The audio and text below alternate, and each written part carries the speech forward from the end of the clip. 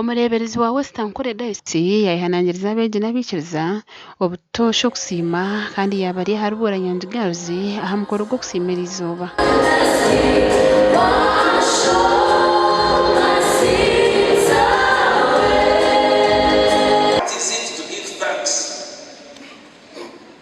I can say that to thank is to express sincere gratitude for kindness, for provision, for knowledge, for help, assistance, or even love from either God or man. God is in your hands. Stay focused.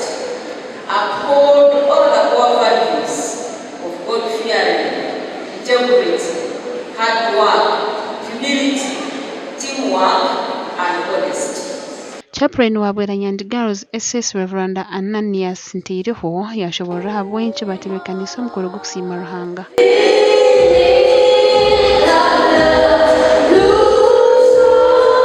It is not a mini achievement, and as a church, and in particular as a chaplaincy, we really thank God that such an opportunity comes and we come here to thank God for what we have so far registered.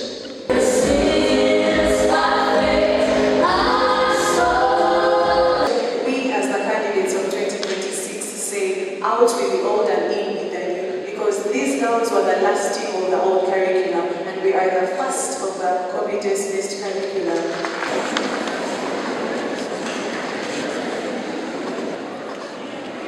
Then we have Asiwe Angela. Omugandi abakazi haburisa bwa Kyamugorane mu Rurembo Barra bashabwa obutosha kurebera abashija babo kibahwere kuhangara mu bushweri bwabo. Okushaba kwakorwa Mebo Beyunga omukuburira ko kushaba ko kwishika ekiro kya Mariam.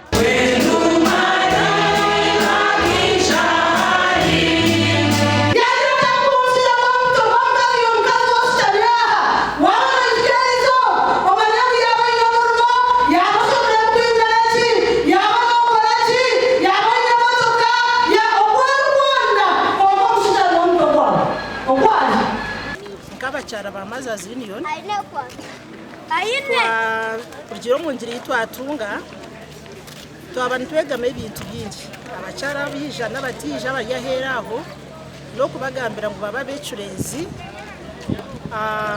bongere kunda abashija babo okuze kireki hona akaba kugenderire kurundana sente zo kumayizo kombe ekansento aha kanseji okurukwetenga miliyoni zikurengo muri Ghana 50.